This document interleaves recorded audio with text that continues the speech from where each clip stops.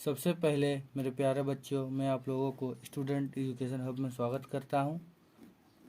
जिस तरह मैंने पहले 2 वीडियो बनाए थे, एक्सरसाइज 1.2, 1.1 और इसका इंट्रोडक्शन पार्ट, आज हम लोग चालू करने जा रहे एक्सरसाइज 1.3 जो है परिमेय संख्याओं का दशमलव प्रसार। तो इसके लिए हम लोग देखेंगे कि परिमेय संख्याओं में दशमलव प्रसार में 2 स्थिति होता है। क्या क्या, इसको देखते हैं बारी बारी से। सबसे पहले स्थिति 1 में देखते हैं, जब परिमेय संख्याओं का दशमलव प्रसार निकालते हैं जब शेषफल शून्य हो जाता है, जिसे आप देख रहे हैं 1/2 का और 7/8 का। दशमलव के बाद ये कुछ अंक तक जाता है और इसका शेषफल शून्य हो जाता है।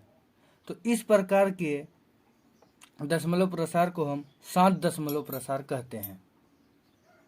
ये स्थिति नंबर 1 था। जब शेषफल शून्य हो जाता है तब हम उसे 7 दशमलव प्रसार कहते हैं। अब स्थिति नंबर 2 देखते हैं। स्थिति नंबर 2 में है बच्चों, जब शेषफल शून्य नहीं होता और दशमलव प्रसार निरंतर जारी रहता है। जब भागफल में दशमलव के बाद दशमलव प्रसार जो निरंतर जारी रहता है और शेषफल 0 नहीं होता, तब हम इस प्रकार के दशमलव प्रसार को अनुवसानी आवर्ती कहते हैं। और इस प्रकार के दशमलव प्रसार में कुछ अंक रिपीट हो, कुछ अंकों का पुनरावृत्ति होता है। जैसे अब 1/3 का 0.3333, वैसे ही 1/7 का दशमलव प्रसार जब हम निकालते हैं, ये 0.142857 के बाद फिर से इसका शेषफल में 1 आ जाता है। फिर इसका भागफल इसी तरह 1.142857 इसी प्रकार दोहराते जाएगा और यह कभी अंत नहीं होगा। तो इसी प्रकार के दशमलव प्रसार को अनुवसानी पुनरावृत्ति या अनुवसानी आवर्ती कहा जाता है। अब हम एक्सरसाइज 1.3 का क्वेश्चन नंबर 1 देखते हैं। निम्नलिखित भिन्नों को दशमलव रूप में लिखिए और बताइए कि प्रत्येक का दशमलव प्रकार किस प्रकार है। जैसे हम लोग स्थिति 1 और स्थिति 2 में देखे कि जब शेषफल शून्य हो जाता है तो हम उसे 7 दशमलव प्रसार कहते हैं। जब दशमलव प्रसार रिपीट होता है या शून्य नहीं होता तब हम उसे अनुवसानी आवर्ती कहते हैं। तो एक्सरसाइज 1.3 का क्वेश्चन नंबर 1 में दिया गया है कि ये जो भिन्न दिए गए हैं उनमें से किसका दशमलव प्रसार शांत है और किसका दशमलव प्रसार अनुवसानी आवर्ती है, ये देख के हमें बताना है। आपका पहला क्वेश्चन 36/100, 36/100। जब हम 36 को 100 से भाग देते हैं तो इसका शेषफल शून्य आता है। जब शेषफल शून्य आता है तब हम उसे 7 दशमलव प्रसार कहते हैं। अब दूसरा क्वेश्चन हमारा है 1/11। जब हम 1 को 11 से भाग देते हैं तो कुछ समय बाद इसका शेषफल फिर से 1 हो जाता है। जब यह 1 हो जाता है तो यह फिर से रिपीट करेगा जैसे पहले में किया था।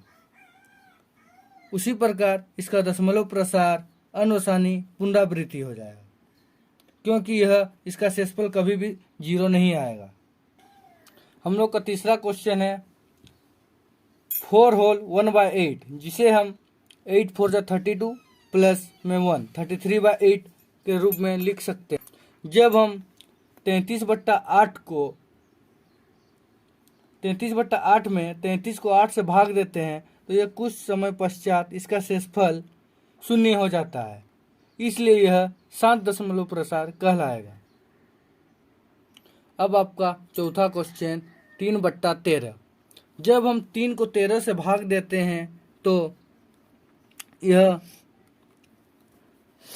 इसका शेषफल शून्य नहीं आता है और कुछ समय बाद यह फिर से पुनरावृत्ति करने की कोशिश करता है। जैसे 0.230769 के बाद यह फिर से वही स्थिति दोहराने का कोशिश करता है, इसलिए यह अशांत आवर्ती या अनुवसानी पुनरावृत्ति इसको कह सकते हैं।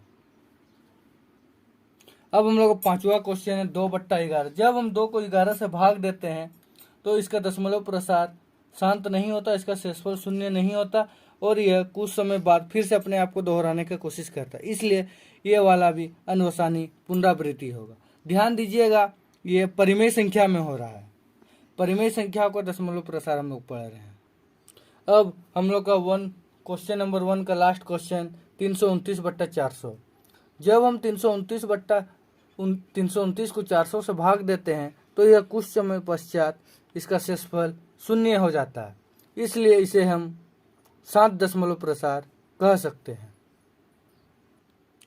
ऐसे ही हम लोग क्वेश्चन नंबर 1 समाप्त होता है। अब क्वेश्चन नंबर 2 देखते हैं।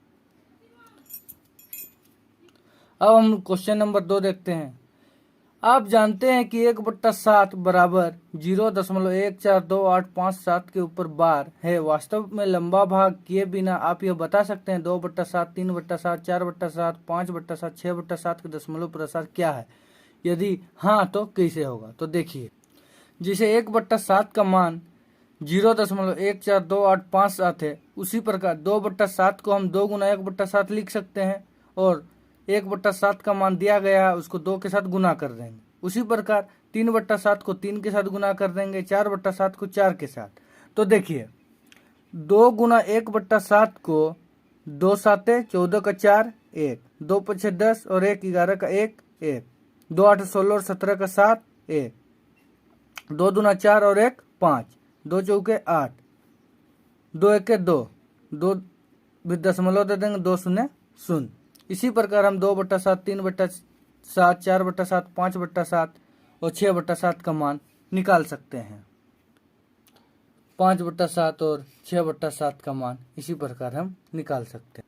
क्वेश्चन नंबर 3 देखिए, निम्नलिखित संख्याओं को p/q के रूप में व्यक्त कीजिए जहां p और q पूर्णांक है। ये जो दिया गया है क्वेश्चन 3 नंबर में, हम लोग को इसे p/q के रूप में दर्शाना है। तो पहला नंबर क्वेश्चन देखिए, 0.6 के ऊपर बार, तो हम इसे 0.6666 के रूप में लिख सकते हैं। और एक चीज ध्यान दीजिएगा बच्चों, जब हम किसी भी संख्या को गुना करते हैं तब उसका दशमलव जो है राइट साइड की ओर बढ़ जाता है। जैसे हम कोई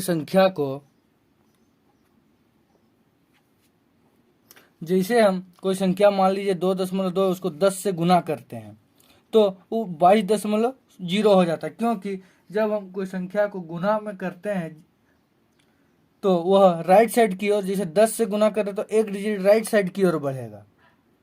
यदि हम भाग करते तो वह लेफ्ट साइड की ओर बढ़ता। उसी तरह हम x = 0.6 बार को जब 10 से गुना करते हैं तो वह एक अंक राइट साइड की ओर बढ़ता है और 10x बराबर 6.666 हो जाता है। इसी तरह हम इसे 10 से गुना करने के बाद समीकरण 2 ले लेते हैं और ऊपर वाले को 1। अब समीकरण 2 को 1 से जब घटाते हैं तो 9x = 6 प्राप्त होता है। फिर x = 6/9, जिसे हम p/q के रूप में लिख सकते हैं और यह एक परिमेय संख्या है। एक्सरसाइज 1.3 का 3 नंबर का सेकंड क्वेश्चन, 0.47 के ऊपर बार। तो इसके लिए हम लोग देखेंगे कि 7 के ऊपर में बार है तो इसका मतलब 0.47777 रिपीट होगा।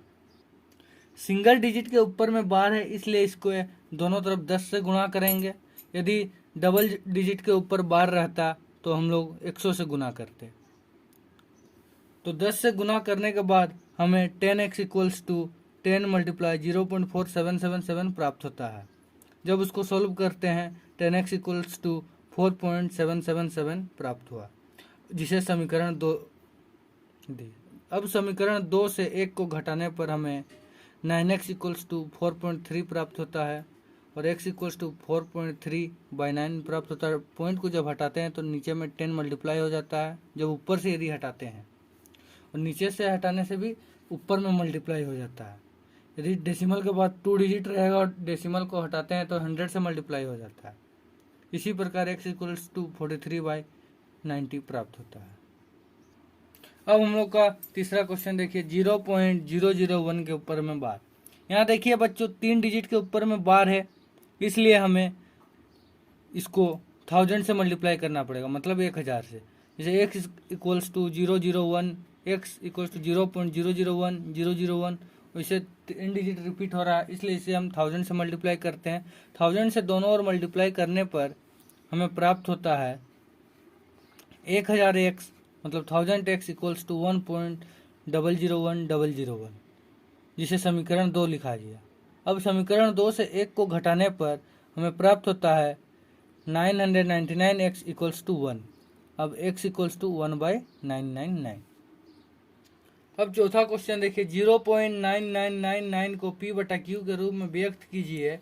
क्या आप अपने उत्तर से आश्चर्यचकित हैं? अपने अध्यापक और कक्षा के सहयोगी के साथ उत्तर की सार्थकता पर चर्चा कीजिए। मतलब इस क्वेश्चन को p/q के रूप में व्यक्त करना है। देखिए, जब हम लोग देख रहे हैं 0.99 रिपीट हो रहा है, तो इसको हम x इक्वल्स टू 0.9 के ऊपर बार लिख सकते हैं, जिसको समीकरण 1 दे दिए। अब डेसिमल के बाद किसी एक डिजिट पर बार है, इसका मतलब हम 10 से गुना करेंगे, तो 10x इक्वल्स टू 10 मल्टीप्लाई 0.999 हो गया, जिसे हम 9x इक्वल्स टू 9.999 जिसे हम 10x इक्वल्स टू 9.999 लिख सकते हैं, और समीकरण 2 दे रही है। अब समीकरण 2 से 1 को घटाने पर हमें 10x minus x equals to 9.999 minus में 0.999 प्राप्त होता है, जिसे सोल्व करने पर 9x इक्वल्स टू 9 प्राप्त होता है, और लास्ट में जिसका उत्तर हमें 1 प्राप्त होता है। अब क्वेश्चन नंबर 5 देखते हैं, एक्सरसाइज 1.3 का। 1/17 के दशमलव प्रसार में अंकों की पुनरावृत्ति खंड में अंकों की अधिकतम संख्या क्या आ सकती है? इसका मतलब जब हम 1 को 17 से भाग करते हैं, 1 को 17 से जब हम डिवाइड करते हैं, तो कितना संख्या के बाद जो भागफल है वो रिपीट होगा, यही चीज हमको दर्शाना है। अपने उत्तर की जांच करने के लिए विभाजन क्रिया कीजिए। इसको देखने के लिए हमें डिवाइड करना पड़ेगा, जो डिवाइड इस प्रकार से है। 1/17 को का भागफल जब हम लोग 0.0588235294117647 निकालते हैं, तब जाके फिर से शेषफल में 1 आता है, और जो पुनरावृत्ति के लिए आवश्यक है।